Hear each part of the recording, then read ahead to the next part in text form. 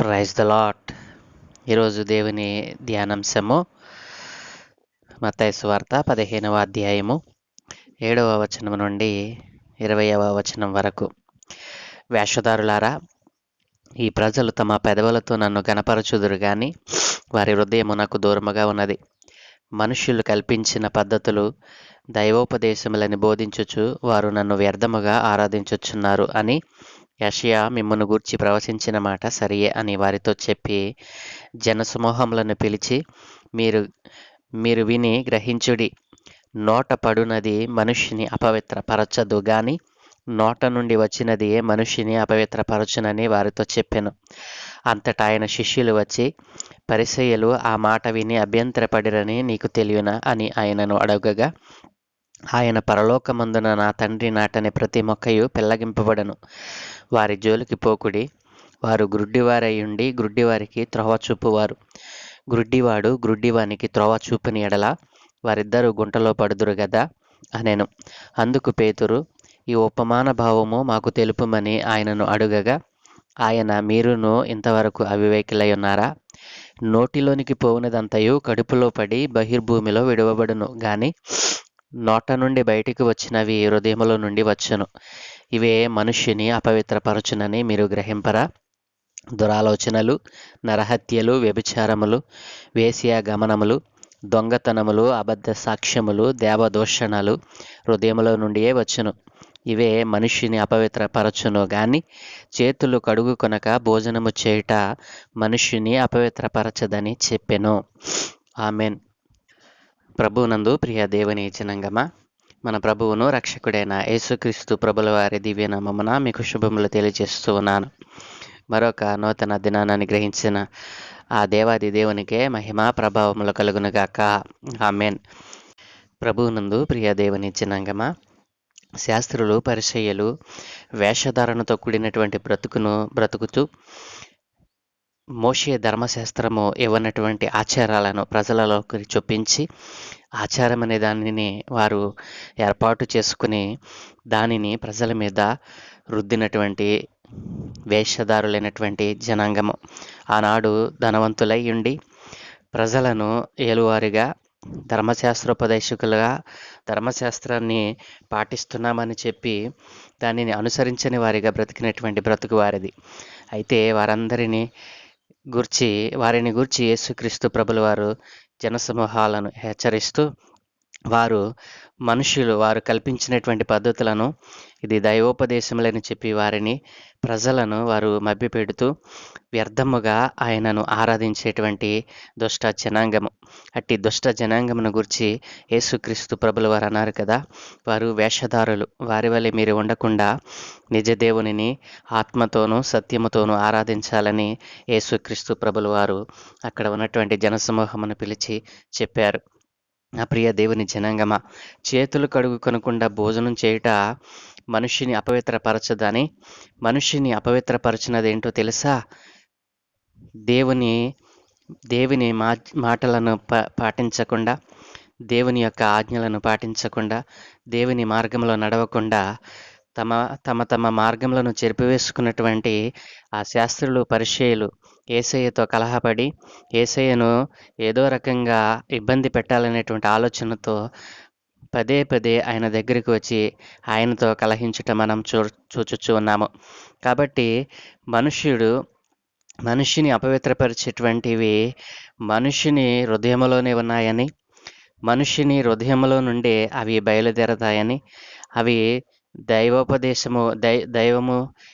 దేవుని చేత ఏర్పాటు చేయబడినవి కావని, అవి లోపల తమకు తాముగా పుట్టించుకున్నవని దేవుడు సెలవిస్తా ఉన్నాడు.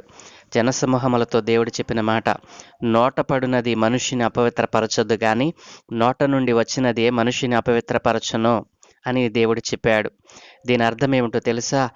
నోటిలోనికి పోనిదంతయు కడుపులో పడి మళ్ళా బహిర్భూమిలో విడవబడుతుంది. మనం తీసుకున్నటువంటి ఆహారం మన నోటి నుండి లోపలికి వెళ్ళి తద్వారా అది ప్రాసెస్ అయి తర్వాత అది బహిర్భూమిలోకి వెళుతుంది. అది ప్రాసెస్. దీని వలన మనం అపవిత్రపరచబడము. కానీ నోటిలో నుండి బయటికి వచ్చినవి, నోటిలో నుండి బయటికి వచ్చినవి ఏంటో తెలుసా? మనిషి పరిశుద్ధుడు కానప్పుడు, రక్షింపబడనప్పుడు తన నోటి నుంచి మంచి వాక్కులు రావు. తన నోటి నుండి మరి వచ్చినవి ఏంటో తెలుసా? ద్వేషము, దురాలోచనలు, నరహత్యలు, వ్యభిచారం చేసేటువంటి మనస్సు, వేశ్యాగమనములు, దొంగతనములు, అబద్ధ సాక్ష్యములు, దేవదూషణలు, ఇవన్నీ కూడా మనిషి హృదయముల నుండి వస్తాయి. ఇవన్నీ కూడా నోటి ద్వారా బయటికి విడుదలవుతాయి. నోటి ద్వారా అవి బయటికి విడుదలవుతాయి. కాబట్టి మనిషిని అపవిత్రపరిచేటువంటివి ఏంటో తెలుసా? అవి మనలోనే ఉన్నాయని గ్రహించాలి. మనిషిని అపవిత్రపరిచినవి దురాలోచనలు, ఇవి మనిషిని అపవిత్రపరుస్తుంది. నరహత్య మనిషిని అపవిత్రపరుస్తుంది. వ్యభిచారం అనేటువంటిది ఘోర పాపం. వేశ్యాగమనము కూడా వేశ్యల కొరకు పరుగులెత్తడం.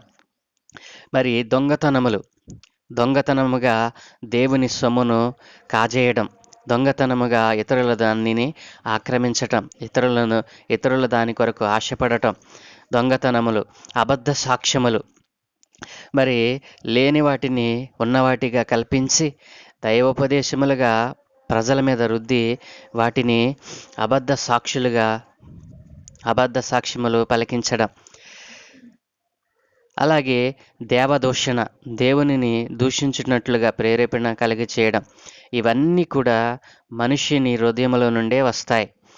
ఇవే మనిషిని అపవిత్రపరుస్తాయి. కానీ చేతులు కడుక్కొనకుండా భోజనం చేయుట మనిషిని అపవిత్రపరచదని యేసుక్రీస్తు ప్రభుల వారు జనసమూహములకు క్లియర్గా చెప్పారు.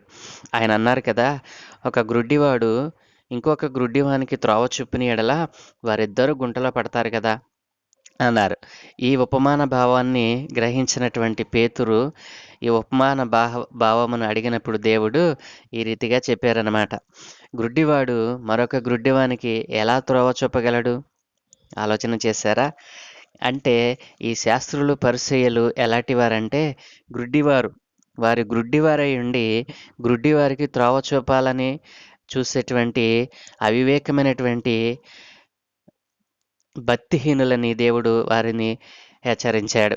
కాబట్టి శాస్త్రులు పరిసయ్యులు వారు దేవుడు ఏర్పరచినటువంటి ఆచారాలను ప్రజలలో చొప్పించి దేవుడు పెట్టనటువంటి నియమ నిబంధనలను వారు వక్రీకరించి తమ జీవితాలను వ్యర్థపరుచుకున్నటువంటి వారు. అలాంటి వారికి పరలోక రాజ్యము అసలు లేనే లేదని దేవుడు చెప్పాడు. కాబట్టి నా ప్రియ దేవుని జనాంగమా, మనుషుని అపవిత్రపరిచినవి మన హృదయంలోనే ఉన్నాయని, మనిషిని దేవునికి దూరం చేసేటువంటి అపవిత్రమైన జీవితము మన హృదయంలోనే ఉందని, అవి మనిషిని అపవిత్రపరుస్తాయని దేవుడు సెలవిచ్చాడు. కాబట్టి నీ హృదయంలో ఉన్నటువంటివి ఏమిటి? నీ హృదయంలో ఏమేమి ఉంచుకున్నావు? దురాలోచనలు, నరహత్యలు, వ్యభిచారములు, వేశ్యాగమనములు, దొంగతనములు, అబద్ధ సాక్ష్యములు, దేవదూషణలు, ఇవన్నీ ఒకవేళ నీలో ఉన్నాయా? ఈ లక్షణాలలో ఏ లక్షణము నీలో ఉన్నా నీవు అపవిత్రుడవే. నిన్ను అపవిత్రతలోనికి నెట్టివేస్తాయి. అపవాది నిన్ను పట్టి తన హస్తములతో బిగించి వేస్తాడు. కాబట్టి నా ప్రియ దేవుని జనాంగమా, శాస్త్రులు పరిసయ్యుల వలె పెద్దల ఆచారమును బట్టి నీవు పట్టబడి మరి ఆచారంలో ఉన్నటువంటి ఆ అపరిశుద్ధతను, భక్తిహీనతను నీవు పొందుకొని ఆ భక్తిహీనతలోనే నశించిపోతే నీ హృదయంలోనికి అపవాది అయినటువంటి సాతాను వేటిని వదులుతాడో తెలుసా? దురాలోచనలు పెడతాడు. నరహత్య చేయమని నిన్ను ప్రేరేపిస్తాడు. వ్యభిచారము తప్పు కాదంటాడు. వేశ్య దగ్గరికి వెళ్ళటం మంచిదే అంటాడు. దొంగతనం చేయి అని అంటాడు. అబద్ధ సాక్ష్యములు చెప్పు అంటాడు. అలాగుననే దేవదూషణ, దేవునిని దూషించమని చెప్తాడు. ఆడికి దేవదూషణ అంటే చాలా ఇష్టం. కాబట్టి అపవాది తంత్రముల చేత పట్టబడిన నీవు సత్యవాక్కును ఎందుకు వ్యతిరేకిస్తున్నావు? నీవు గ్రుడ్డివాడివై ఉండి మరొక గ్రుడ్డివానికి త్రోవ చూపిన ఎడల ఏమి ప్రయోజనం? మీరిద్దరూ గ్రుడ్డివారే కదా, మీరిద్దరికీ త్రోవ సరిగా కనపడదు కదా. కాబట్టి సత్యమైన మార్గము, సత్యమైన వాక్యము, పరిశుద్ధుడైనటువంటి దేవుడు ఒకరున్నారని, ఆయన పరిశుద్ధుడని, పరిశుద్ధ మార్గంలో నడిపిస్తాడని, రక్షణ మారుమనసును అనుగ్రహిస్తాడని ఎందాక నీవు గ్రహించకుండా ఉంటావు అని దేవుడు చెప్తా ఉన్నాడు. నీవు అపవిత్రమైన జీవితాన్ని విడిచిపెట్టి పరిశుద్ధమైన జీవితాన్ని నీవు పొందుకోవాలని దేవుడు ఆశపడుతూ ఉన్నాడు.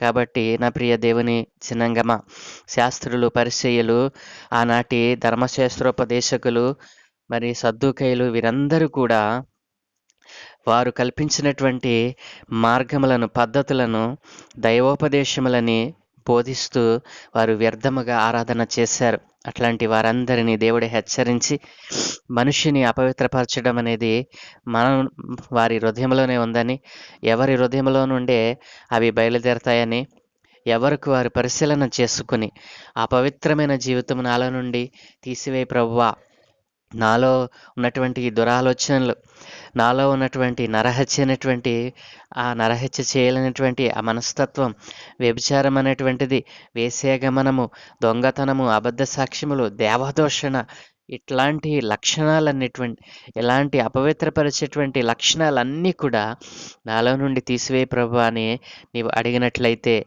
దేవుడు ఇప్పుడే నిన్ను పరిశుద్ధపరిచి నీలో ఉన్నటువంటి అపవిత్రమైనటువంటి ఆ జీవితాన్ని తీసివేసి పవిత్రమైనటువంటి జీవితాన్ని ఇవ్వటానికి ఇష్టపడుతూ ఉన్నాడు.